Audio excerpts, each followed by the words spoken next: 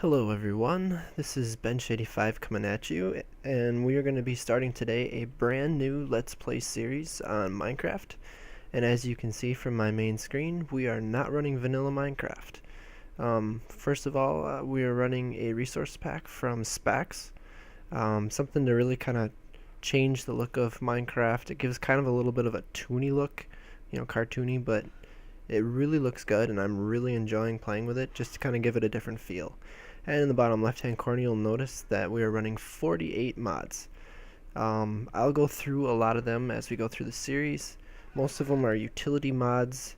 A few of them add a few more blocks or things to play with. But the biggest thing that we're going to be playing with on this series is the Orespawn mod.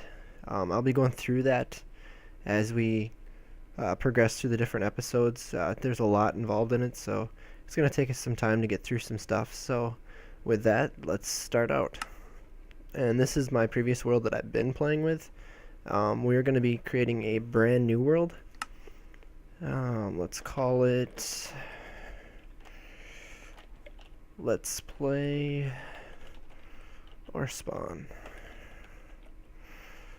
We're going to be playing under survival, of course. We are working on a random seed.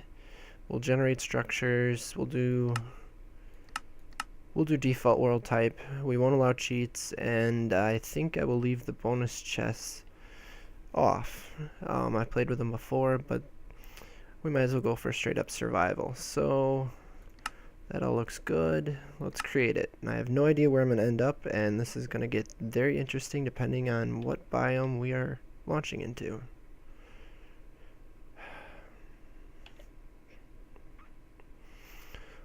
So anyways, I may not be able to explain a lot about Orespawn at the very beginning here because I'm going to have to make sure to get into a safe spot because night in this game is very dangerous. Looks like we're in a bit of a taiga. Grab some wood here.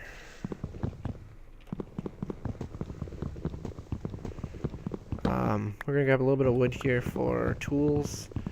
And then we're going to do some searching around, try and find us a cave as soon as possible, because I don't think we're going to have enough time to build a structure by the end of the day.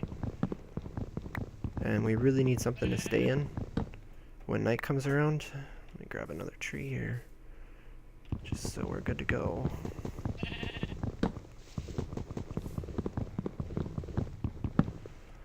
So the reason I'm looking at Orespawn and why I've been playing it is when I first started out, Minecraft was difficult. I always played it on the hardest difficulty. I've always played it under survival. But over time, I seemed to find that Minecraft kind of got a little bit easier for me.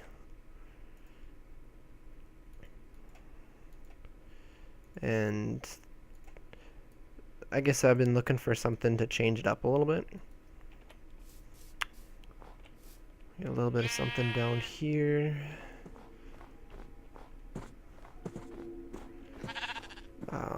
But I watch a lot of videos from the Minecraft guys, and I was really excited when I saw a bit of lighting problems there. What was I saying? Oh, Pause on Pause and Old Man Willikers were playing, and they have been playing a series with Orespawn. Got a nice hill here. Let's see, we got some beach, we got some forest over there.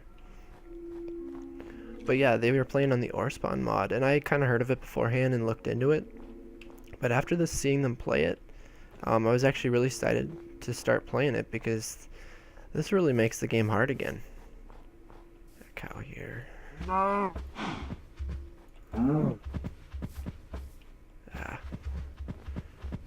Didn't take too long. We gotta find ourselves a cave. Ouch. Okay, we got a little something here. Just through and through. Got some salt ore. Got a river down there. Looks like some more caves over there.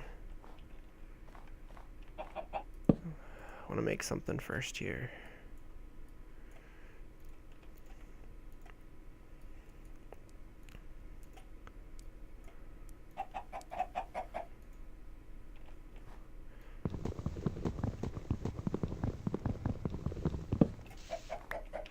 Yeah, one of the mods I've been playing with a lot is, you'll see it in the top left corner.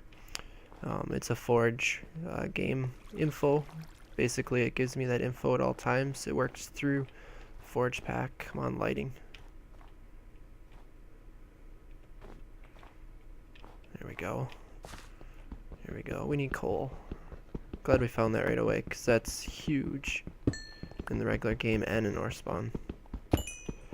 But it allows me to see the time of day, which really helps in this game, because you really don't want to be out at night unless you have some really good armor. And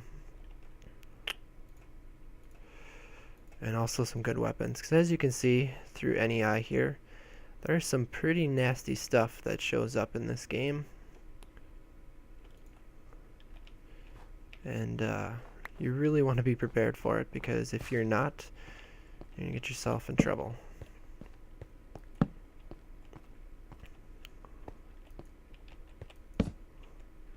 Okay, this cave is kind of through and through.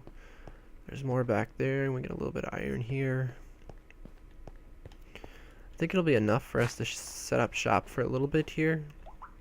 We will end up making a place near our spawn up there, some sort of a building.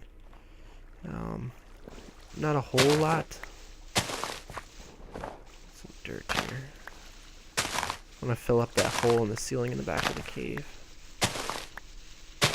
But basically we're gonna spend the rest of the day and the night in that cave. I'll probably seal it off somewhat.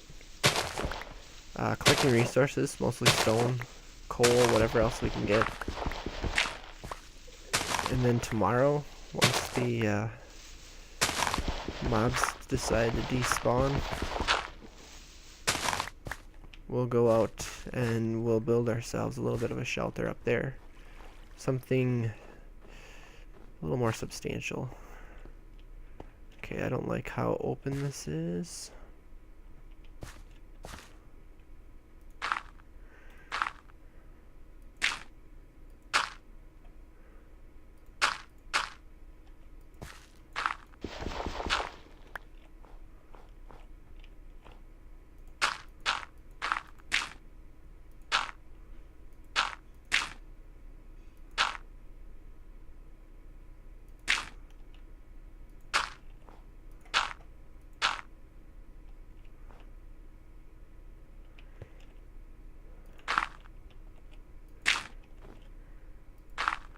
That'll work for that.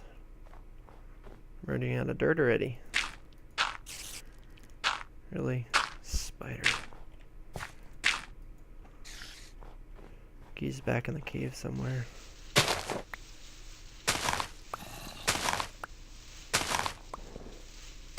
Hear a zombie too. I think that cave system might be bigger than I originally thought. So I can hear it down below.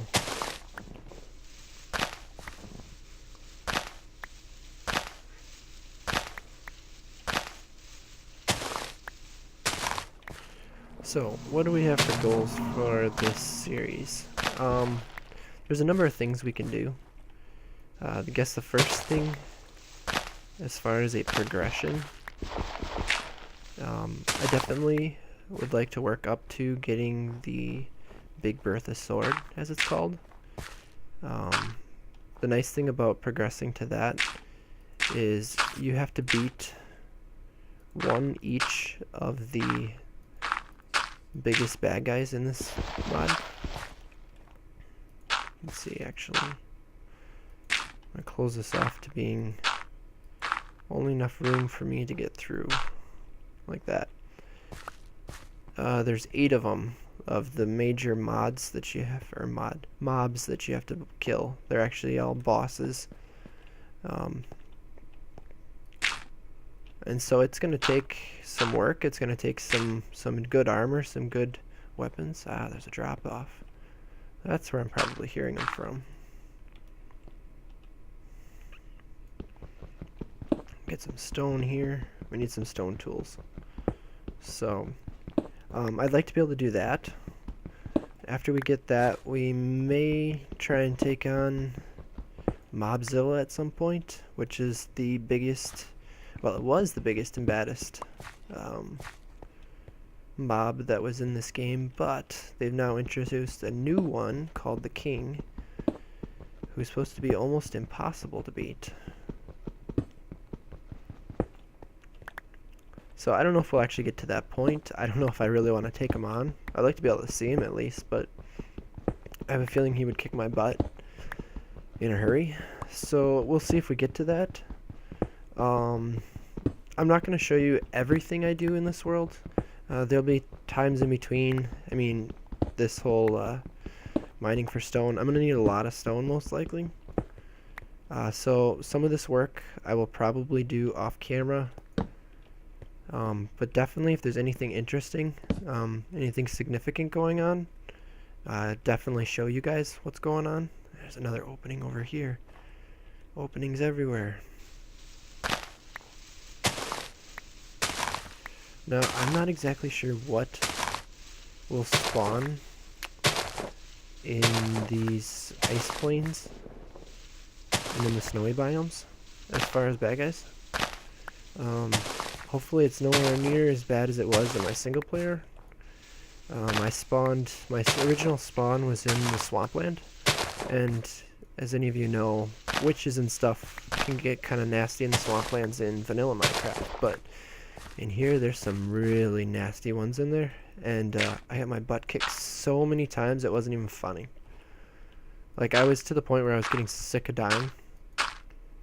Until I started to understand some of the mechanics of how this game worked and how to do a better job with it.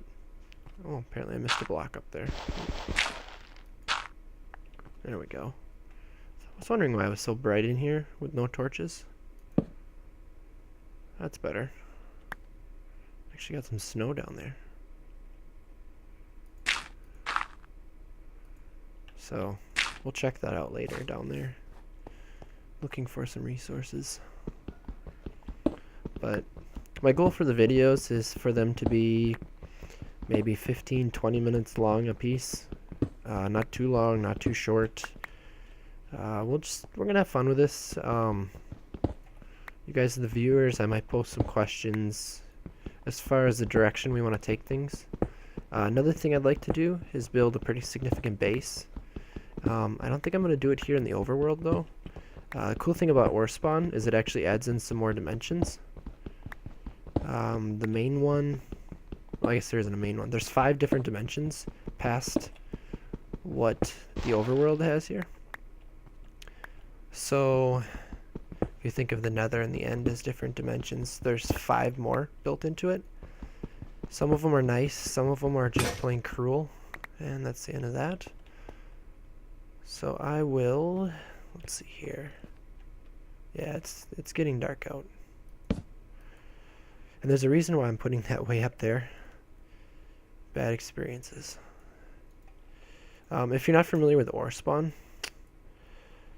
one of the biggest problems that you run into, at least that I have, is termites. I hate termites with a passion. I don't know why it always goes to the right there. I would rather have things come to the left when I shift click down. And I'll probably make a stone sword just in case, because I heard some things down there in the cave. Should be good for now. Yeah, I hear some spiders. There's some creepers out there.